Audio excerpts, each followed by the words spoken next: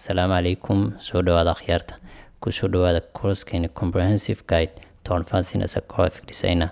Course-kan gudihiisa insha Allah waxaynu ku baran doonaa wax kasta oo aad uga baahan tahay haddii aad rabto inaad graphic designer noqoto. Waa hage dhammaystiran oo kugu hagaya inaad noqoto graphic designer.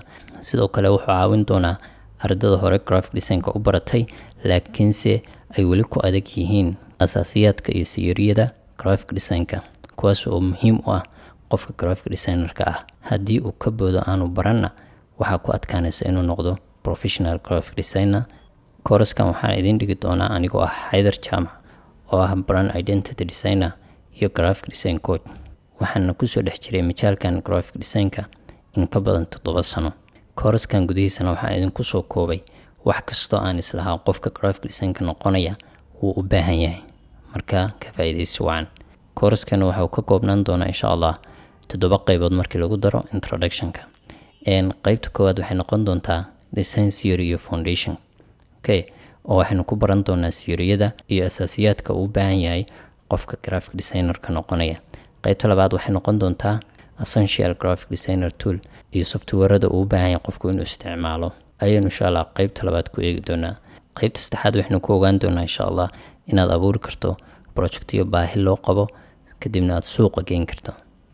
Qaybta afraad waxaynu ku eegi doonaa sida aad ku heli lahayd community design-ka ka caawiya, sidoo kale aad ka hesho inspiration. Qaybta shanaad waxaynu ku eegi doonaa inaad ku train garayso oo ku tababarto ishaada design-ka quruxda badan. Qaybta lixaad waxay noqon doontaa gabagabadii iyo talooyin aynu insha Allah bixin doono oo qofka graphic designer-ka noqon doona uu u baahan yahay. Marka waxaynu ka bilaabi doonaa introduction aynu ka bixin doono insha Allah graphic design-ka. Horta graphic design muxuu yahay? Marka hore waxa aad rabto inaad barato waa inaad ogaataa wuxuu yahay iyo waxyaalaha uu ka kooban yahay. Graphic design-ku marka waa maxay? Waxaynu dhihi karnaa waa xirfad hal abuur oo la isku geeyo sawirro, qoraallo iyo waxyaalo badan si looga soo saaro information dhammaystiran ama message qurux badan. Marka waxaynu dhihi karnaa graphic design-ku waa skill, waa xirfad hal abuura oo qofku uu ku soo saari karo message qurux badan isagoo adeegsanaya sawirro iyo text iyo waxyaalo badan. Qofka graphic design-ka baranaya waa inuu 2 qaybood u dhisan yahay. Qaybta ugu horeysa waa maxay? Waa inuu dhisan yahay hal abuur ahaan, waa inuu dhisan yahay uu wax soo saari karaa. Qaybta labaadna waa maxay? Waa inuu dhisan yahay technical ahaan oo uu adeegsan karaa toolskii loogu talagalay graphic designer-ka inuu adeegsado. Maxaa ka mid ah toolska? Waa inuu adeegsan karaa sida Photoshop oo kale, Illustrator-ka iyo InDesign-ka oo kale, sidoo hal abuurkiisa banaanka u keeno. Hal abuurku marka hore maskaxda ku jira, waxa banaanka keenaya waa maxay? Waa qalabka technical-ka uu adeegsanayo. Muxuu ku xoojin karaa marka hal abuurkiisa ama uu ku dhisi karaa hal abuurkiisa? Waa inuu og yahay asaasiyaadka graphic design-ka. Waa inuu yaqaanaa siyiriyada ka dambeeya waxa kan oo dhan. Waa inuu yaqaanaa color theory, waa inuu yaqaanaa typography theory, waa inuu yaqaanaa principles of design, waa inuu ku fikiri karaa design-kiisa inta aanu samayn.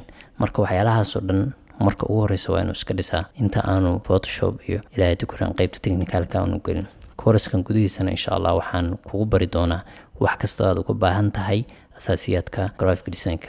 Markii loo yimaado graphic design-kana 2 xaraf oo la isu geeyo weeye. Labada kelmadood waa maxay?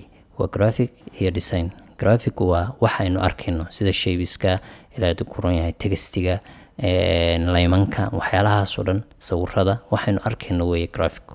Design-kuna waxa weeye waa inaad wax ka sii fikirto inta aadan samayn. Qaabku u ekaan lahaa ayaad ka sii fikiraysaa inta aadan samayn. Tusaale ahaan qof baa wuxuu ku dirsaday design.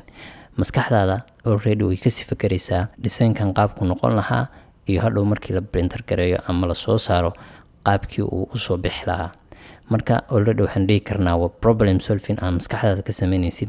Kadib baa qaybta graphic-ka imaanaysaa oo waxaad ku daraysaa elementiyadii, text-gii, image-kii si loo arko waxa kan oo looga dareemo message inuu gudbinayo. Marka labada qaybood oo la isu geeyay weeye. Waxaa jira wax la dhaho design theory oo aynu niri qofka raba inuu creativity ahaan isu dhiso ama hal abuurkiisa u dhiso waa inuu bartaa waxa la dhaho design theory-ga. Marka design theory already waa maxay? Waa inaad isweydiin kartaa su'aasha ah maxaan sidaan ugu design garaynayaa design-ka aad markaa wado.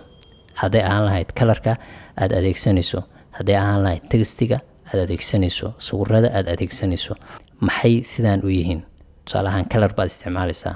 Color-kan maxaan u isticmaalayaa? Sababta aan u isticmaalayo waa maxay? Su'aasha markaad isweydiiso waa inaad isaga jawaabi kartaa. Jawaabtaas marka goormay imaanaysaa? markaad garanayso design theory-yada sida principles of design, color theory, typography theory, layout theory iyo design thinking. intaa markaad si fiican u garanayso waxaa kuu fududaanaysa inaad ka jawaabto su-aashii ahayd maxaan sidaan ugu design gareynayaa designkayga. okay, marka kooraskan gudihiisana insha allah waxaad ku baran doontaa qaabkaad uga jawaabi lahayd su-aasha oo ah inaan ku barno design theory-yada sida principles of design-ka iyo wixii soo raaca. marka intaan ayaan kusoo koobaynaa insha allah introduction-ka. waxaa inoo ballan cashirkayga guuleysta.